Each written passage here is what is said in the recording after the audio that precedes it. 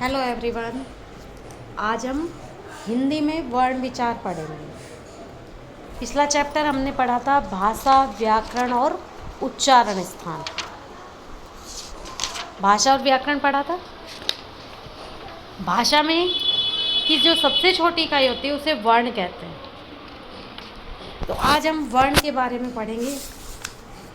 वर्ण विचार के अंतर्गत वर्णों के भेद, उनकी संख्या, उनका आकार, उनका उच्चारण स्थान, ये सब आ जाएगा।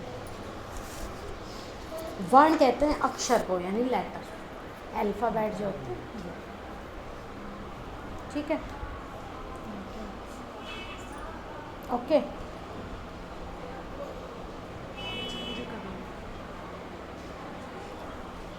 तो सबसे पहली बात कि वर्ण किसे कहते हैं।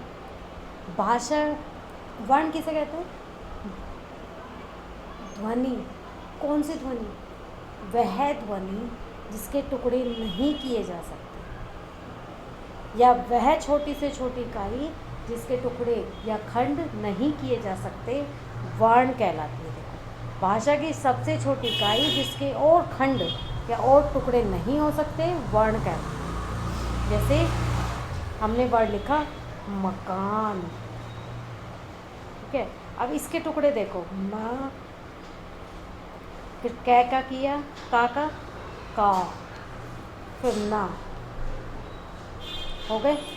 ये तो शब्द था हमारा, तो इसके टुकड़े हो गए। लेकिन ये वर्ण है। अब इनके टुकड़े हो सकते हैं किसी के?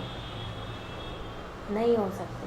तो भाषा की वह छोटी से छोटी इकाई जिसके टुकड़े नहीं किए जा सकते, वर्ण कहलाते। अब आती है वर्ण की विशेषताएं। तो वर्ण की 3 विशेषताएं। नंबर 1, वर्ण भाषा की सबसे छोटी इकाई है। नंबर 2, इसके और टुकड़े करना संभव नहीं है, यानी कि इसके और टुकड़े नहीं हो सकते। वर्णों के सार्थक मेल से शब्दों की रचना होती है। ये तीनों विशेषताएं अभी अभी क्लियर हो गई। सार्थक का अर्थ क्या होता है? सार्थक, अर्थ यानी मतलब, साथ यानी जिसका कोई अर्थ निकलता हो, मतलब निकलता हो, वो होता है सार्थक।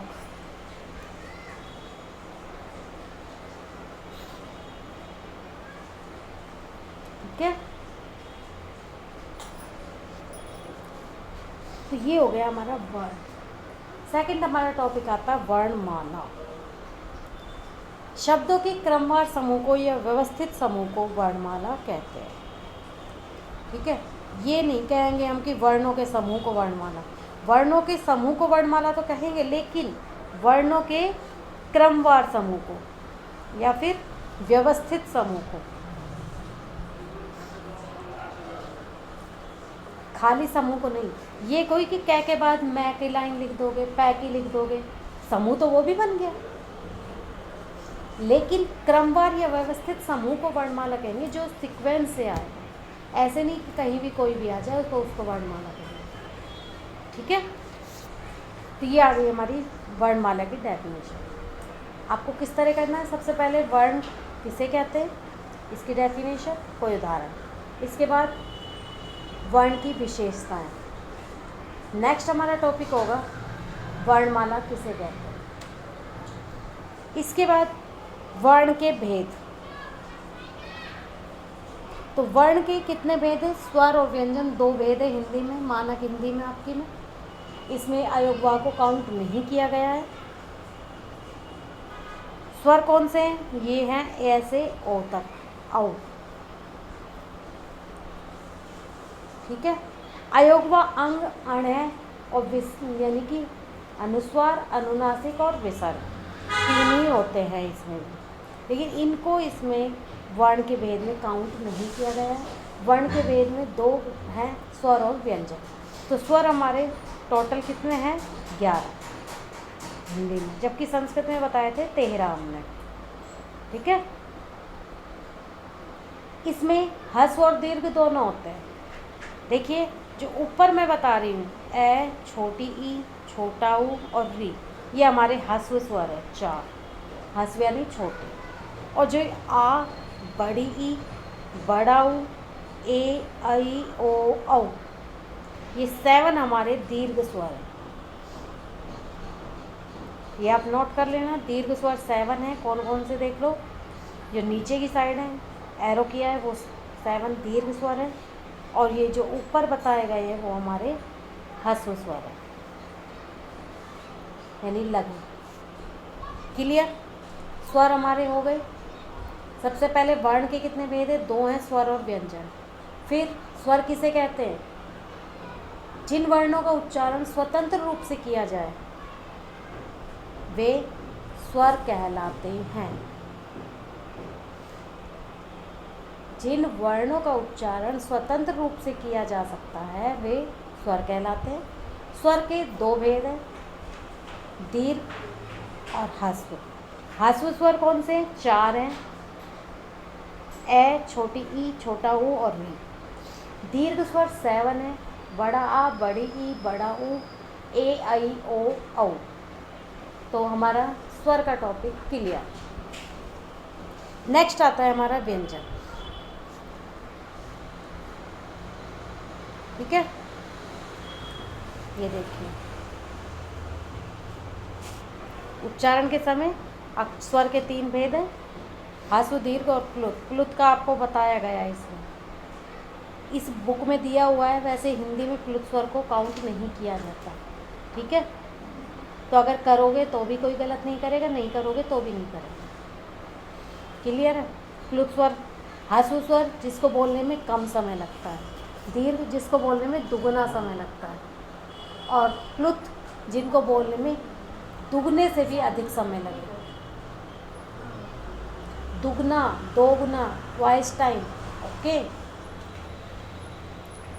तो ये हमारे ह्रस्व, दीर्घ और प्लुत स्वर। तो स्वर हमारे क्लियर। नेक्स्ट हमारा टॉपिक आता है अब व्यंजन किसे कहते हैं? जिन वर्णों का उच्चारण हम स्वरों की सहायता से करते हैं वे व्यंजन कहलाते हैं।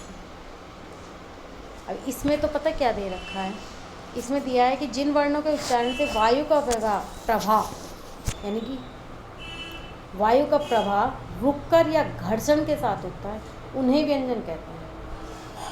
व्यंजन वर्णों का उच्चारण सदैव स्वर की सहायता से होता है, जैसे, क्योंकि बिना स्वर के कोई भी व्यंजन कंप्लीट नहीं होता। ये आपको मैंने पहले भी वीडियो में बताया है, काफ़ी बार संस्कृत में भी बताया। तो आप इसकी डेफिनेशन ये ना लिख के और आप ये लिखो, जिन वर्णों का उच्चारण हम स्वरों की सहायता से करते हैं या जिन वर्णों के उच्चारण में स्वरों की सहायता लेनी पड़ती है वे व्यंजन कहलाते हैं। ये आपको अच्छे से लर्न होगा। ठीक है, अब क से लेके ग तक कोई भी व्यंजन उदाहरण में आप लिख सकते हैं। इसके बाद नेक्स्ट हमारा टॉपिक आता है व्यंजन के भेद। तो व्यंजन के हमारे 3 भेद बताए हैं इसमें। 3 है भेद मेन, तो स्पर्श, ऊष्म, अंतस्थ, ऊष्म, और एक आता है हमारा संयुक्त व्यंजन। इसको भी आप करोगे काउंट, संयुक्त व्यंजन को। आगत वर्ण अलग चीज़ है, जो हमारी ध्वनियाँ आई हुई है। जैसे ये डॉक्टर में हम लिखते हैं ना, ये चंद्र आता है ओनली, तो उसको हम आगत वर्ण में लेंगे। ये कुछ हमारे देश में अनेक देशों के लोग आए थे बाहर से पहले, तो उनके भी कुछ शब्द हमारी भाषा में जुड़ गए, तो वो आगत वर्ण, यानी कि बाहर से जो आई हुई ध्वनियाँ हैं उनको कहते हैं आगत ध्वनि। ठीक है, तो इसमें हमारा सबसे पहले आता है स्पर्श व्यंजन। तो स्पर्श व्यंजन की क्या होते हैं? हमारे स्पर्श व्यंजन 25 हैं। ये कैवर, चैवर, टैवर, टैवर और पैवर, यानी कि 25, जिनका कंठ का जिह्वा के मध्य भाग से स्पर्श होता है। कंठव्य बोलते हैं इनको। इनका जब उच्चारण स्थान पूछा जाता है तो कंठव्य आएगा। फिर इनका तालु का जिह्वा के अग्रभाग से, यानी जीभ का जो आगे का हिस्सा होता है वो तालु को स्पर्श करती है, तो इनका जो उच्चारण स्थान है वो तालु है, तालव्य। फिर चैवर्ग जो है वो मूर्धा, यानी कि जीभ के आगे के सिरे से स्पर्श होता है, टैट है। ठीक है, बिल्कुल दांत से हल्का सा पीछे होके। जब इनको आप उच्चारण करोगे तब पता लगेगा मूर्धा कहाँ है, तालु कहाँ है। ठीक है, मूर्धन्य बोलेंगे इनको। फिर त थ द ध, ये दंत बोले जाएंगे, क्योंकि इनको जब बोलते हैं तो दांत का जीवा के अग्र सिरे से स्पर्श होता है, दांतों को स्पर्श करती है हमारी जीभ। और जब पै बोला जाता है तो होठ एक होठ से दूसरे होठ से स्पर्श होता है। जैसे पै बोल के देखो, होठ दोनों स्पर्श करते हैं, तो इनको ओष्ठव्य बोला जाता है, ओष्ठ्य। ठीक है, तो ये हमारे 25 है स्पर्श व्यंजन। इसके बाद जो हमारे मैं, ये पांचों हमारे अनुनासिक वर्ण हैं। अनुनासिक यानी कि इनका नासिका से इनका उच्चारण होता है, इनको हम नासिक के भी कहते हैं। ठीक है, इसके बाद नेक्स्ट आता है हमारा अंतस्थ व्यंजन। अंतस्थ व्यंजन हमारे 4 है। कौन से? य, र, ल, व। अंतस्थ का अर्थ होता है बीच में रहने वाला, मध्य में रहने वाला। ऊष्म, ये भी हमारे 4 हैं, श, श, और है। इसका अर्थ होता है गर्म, ऊष्म। ठीक है, फिर आगत वर्ण जो भी मैंने बताया, कुछ भाषाओं से, अंग्रेजी भाषाओं से जैसे आए हुए हैं कुछ, और इनका शुद्ध उच्चारण के लिए हिंदी में नीचे इनमें बिंदु लगा दिया जाता है। जैसे क के नीचे ख, जैसे फौरन में बिंदी लगती है ना, देखो जरा, जोर, जैब्रा, इनमें, तो ये आगत वर्ण होती है। अब हम पढ़ेंगे संयुक्त व्यंजन भी। संयुक्त व्यंजन हमारे 4 है। शैशलजम, शैषटकोण, सैसले, हाँ जी, 6 छत्रिज्ञा, त्रैत्रिशूल, ज्ञानी और श्रेय। 6 छत्रिज्ञा बनता है के, का और श से। त्रैत्रिशूल त और र से। और ज्ञानी आपका जय और न से भी बनता है। और आपके पहले जो मानक हिंदी से पहले थी उसमें ग और य से बनता था। ग, जी भाई, TR और KSH, SHR यानी कि श्रेय, श और र। ये हमारे 4 हैं संयुक्त व्यंजन।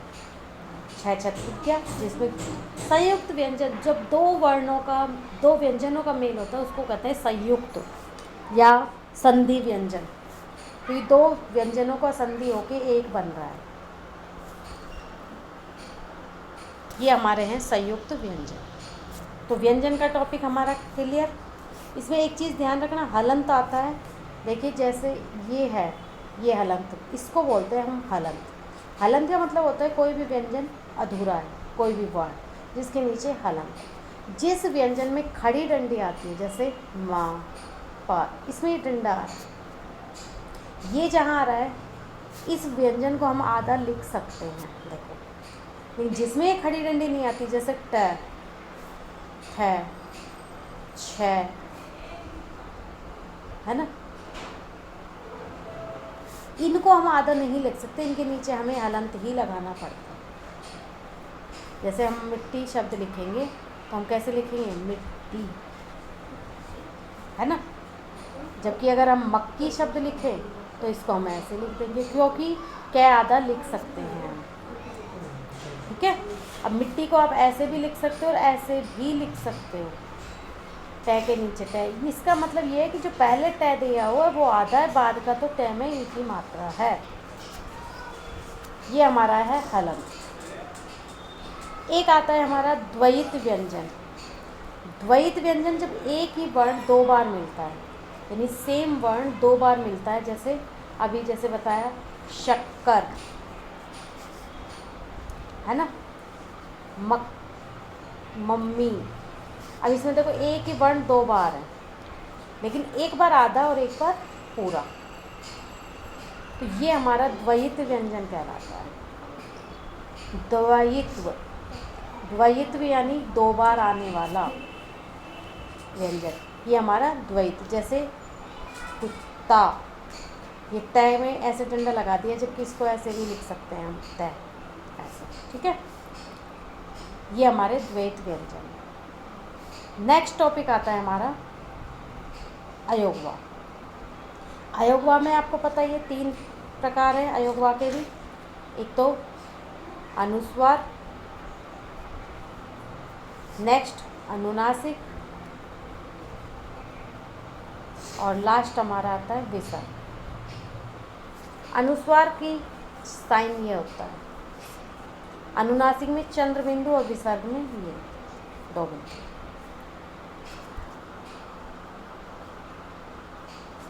अयोगवा शब्द अकेले प्रयोग में नहीं आते, इन्हें स्वरों की सहायता लेनी पड़ती है, या स्वरों के साथ ये प्रयोग आते हैं। जैसे कोई भी कहीं भी लगाओगे, जैसे दंगा, दंग, तो ए इसमें जुड़ा हुआ है तब ये अनुस्वार छोड़ते। चांद, इसमें आ है तो अनुस्वार है। प्रातः है, इसमें ए है तब ये विसर्ग आ रहा है। तो हमारा टॉपिक क्लियर हुआ वर्ण का। वर्ण किसे कहते हैं, वर्ण के कितने भेद हैं? वर्ण के 3 भेद हैं, स्वर व्यंजन अयोगवा। स्वर के भी 3 भेद हैं, ह्रस्व दीर्घ प्लुत। इसके बाद व्यंजन के 4 भेद हैं, स्वर, स्पर्श व्यंजन, अंतस्थ व्यंजन, ऊष्म व्यंजन, संयुक्त व्यंजन। इसके बाद अयोगवा के 3 भेद हैं, अनुस्वार, अनुनासिक और विसर्ग। अब आता है हमारा उच्चारण स्थान, जो कि अभी मैं आपको बता रही थी कि कै वर्ग, ये आप जब तक बोल के नहीं देखोगे तब तक आपका कंप्लीट होगा भी नहीं, ठीक है।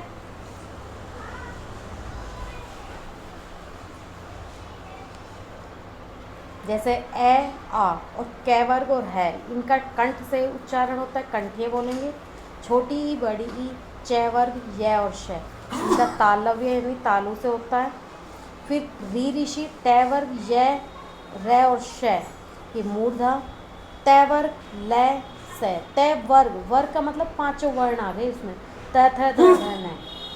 ऐसे पै वर्ग में पै, फै, बै, भै, में, ये होठ से इनका उच्चारण होता है, लिप्स से। फिर ण और ड़, नासिका से होता है, ये अनुनासिक में आता है। ए, आई, कंठ और तालु दोनों से होता है इनका। ए, आई दोनों स्पर्श होते हैं, कंठ से भी ध्वनि होती है और तालु से भी स्पर्श होती है जी, तो हमारी कंठ तालव है। ओ, औ, इसमें होठ भी खुल रहे हैं, हमारे होठ भी स्पर्श कर रहे हैं और कंठ से भी ध्वनि निकल रही, तो कंठोष्ठ। और च जो वह जो वर्ण है व, ये हमारे दांत और होठों से बोलता है, तो दंतोष्ठ है बोलते हैं इसको। ये हमारे 9 होते हैं वैसे उच्चारण स्थान, ठीक है। इसके बाद आता है व्यंजनों का वर्गीकरण, कि जो व्यंजन है उनका वर्गीकरण कैसे होता है। इनके भी वर्गीकरण है, एक होता है अघोष, एक होता है सघोष।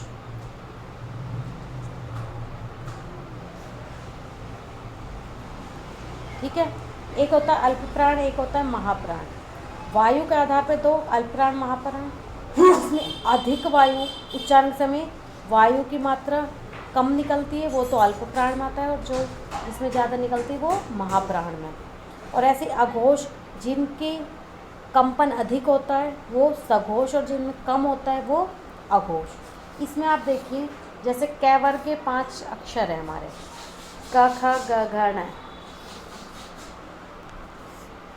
फिर च, छ, ज, झ, ण, ट, ठ, ड, ढ, ण,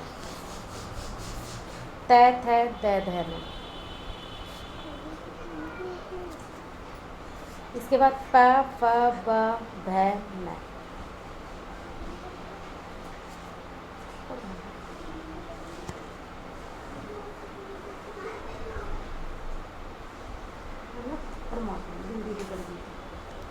इसके बाद देखिए अघोष में क्या होता है, आप छोटी सी चीज़ ध्यान रखो कि जो हमारे प्रत्येक वर्ग के प्रथम और द्वितीय वर्ण यानी क, ख, च, छ, ट, ठ, त, थ और प, फ, ये आता है हमारा अघोष में।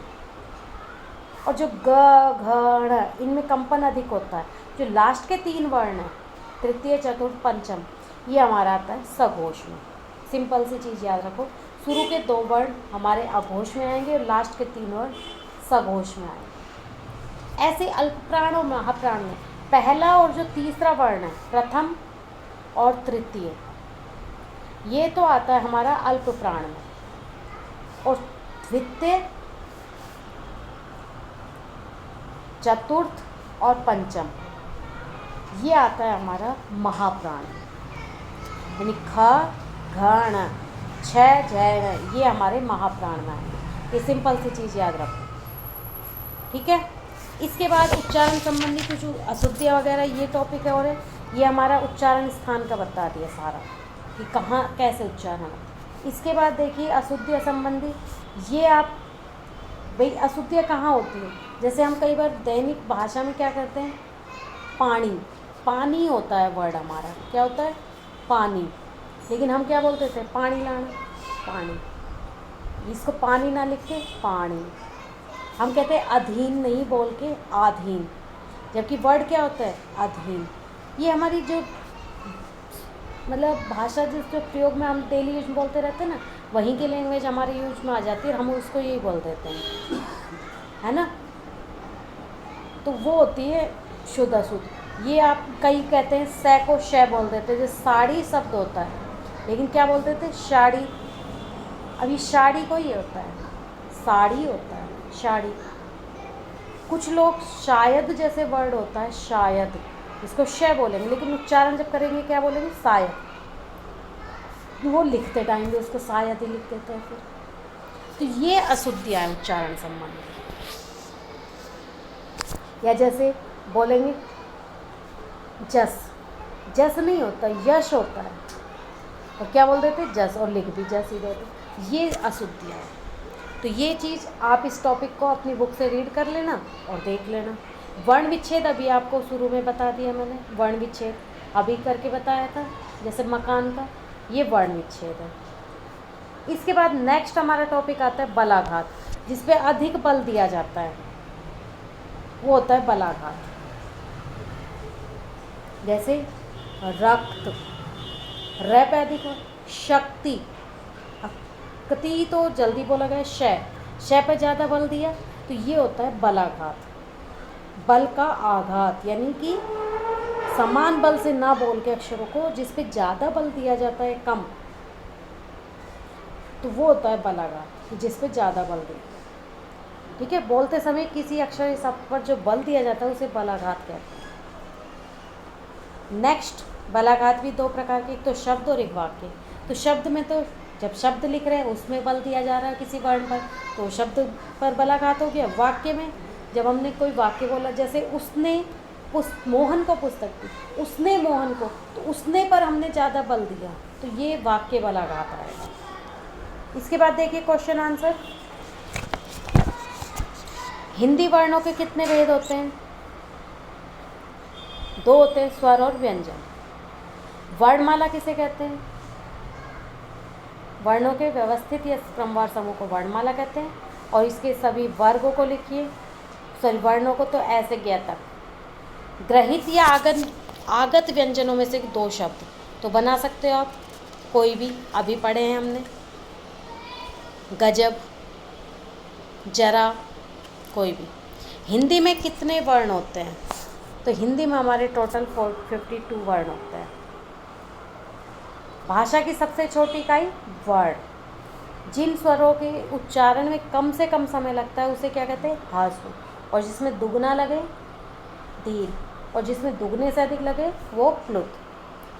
जिन ध्वनि के उच्चारण से में स्वर तंत्री में कंपन नहीं होता उन्हें कहते हैं अघोष, और जिसमें स्वर तंत्री में कंपन होता है उसे कहते हैं सघोष। घोष यानी ध्वनि,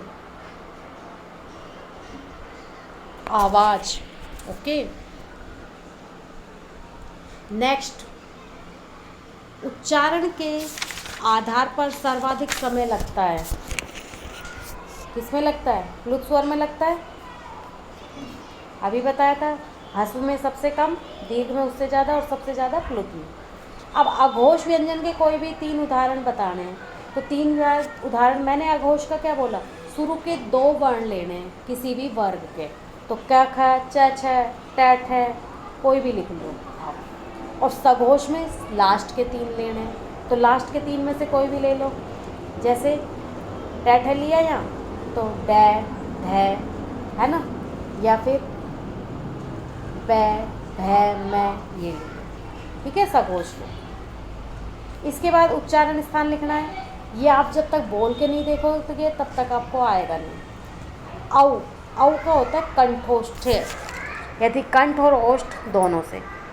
अंग नासिका से होता है अनुस्वार अनुनासिक, तो ट मूर्धा, ध दंत,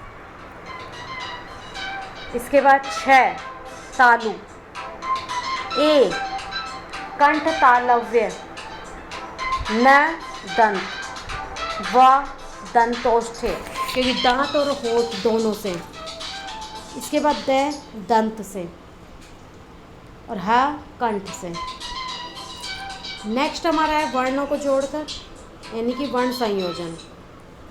इसमें देखिए ध के साथ ई है तो धी, फिर र के साथ ए जय, धीरज, ये आप बना लोगे। हरीश, व्याकरण, मूर्छा, तैयार, ठीक है। नेक्स्ट देखिए वर्णों को अलग अलग करना, ये वर्ण विच्छेद है, ये भी आप कर लोगे वर्ण विच्छेद। फिर भी अगर कोई दिक्कत हो तो आप मुझसे पूछ लें, ठीक है, क्योंकि इसमें वर्ण इसका उल्टा है। पहले में वर्ण संयोजन था, अब वर्ण विच्छेद है, इसको अलग अलग करना है आपको। नेक्स्ट वर्णों के साथ लगे चिन्हों के आधार पर नीचे लिखे शब्दों को अलग अलग। भाई अनुस्वार, अनुस्वार का आपको मैंने बताया बिंदी होती है, वो विसर्ग की ये होती है, और हलंत में नीचे डंडा आता तिरछा। जैसे कंचन है, कंचन में बिंदी आ रही है तो अनुस्वार में आएगा। कंचन, कंगन, ठंडक, डंठल, संपर्क, चंचल, ये सब क्या है अनुस्वार। और ये द्वयित्व, अद्भुत, विद्यार्थी, ये क्या है हलंत। और बाकी क्या बच गया आपका विसर्ग में, ये 2 बच गए विसर्ग में, है ना, इसमें विसर्ग आ, तो ये आप लिख देना। नेक्स्ट है हमारा जिन स्वरों के उच्चारण में ह्रस्व स्वर से तिगुना समय लगे उसे क्या कहते हैं, प्लुत। हमें डैश की सेवा करनी चाहिए, दीन दुखियों की, दीन, ये अगर हमने दिन लिख दिया तो इसका मतलब होता है दिवस, डे। दीन होता है गरीब। भारत में विभिन्न देश के लोग मिलजुल कर रहते हैं, जाति, है ना, ऐसे। कच्चा और लट्टू में ये जो ट जो है ये च आ रहा है, तो ये कौन से व्यंजन है, द्वयित्व। शुद्ध शब्दों में द्वि और ध कैसे व्यंजन है, संयुक्त है ना। भाई द और व आ रहा है या द और ध आ रहा है तो संयुक्त व्यंजन हुआ ना, इनको जोड़ दिया गया। द्वैत तो नहीं आया क्योंकि सेम व्यंजन तो है नहीं, है अलग अलग है। नेक्स्ट देखिए ल अल्प प्राण व्यंजन है, राइट, और जबकि प और ब क्या है, महाप्राण है, गलत, क्योंकि फर्स्ट और 3 जो वर्ड लेटर है, पहला और तीसरा, वो क्या होता है, अल्प प्राण होता है, महाप्राण होता है दूसरा, चौथा और 5वां है। ऊष्म व्यंजन है, राइट, ये लैड है।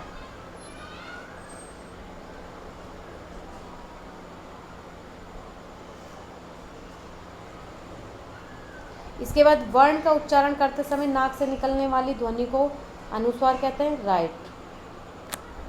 इसमें अनुस्वार लिखा हुआ है, अनुस्वार है ये, ठीक है। उच्चारण स्थान की दृष्टि से वर्णों के 4 भेद होते हैं, 3 होते हैं, 4 होते हैं वैसे।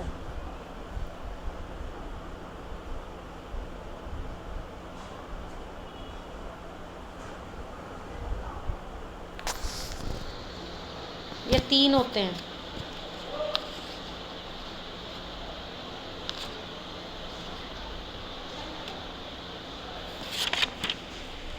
भाई उच्चारण स्थान की दृष्टि से वर्णों के 3 भेद नहीं होते।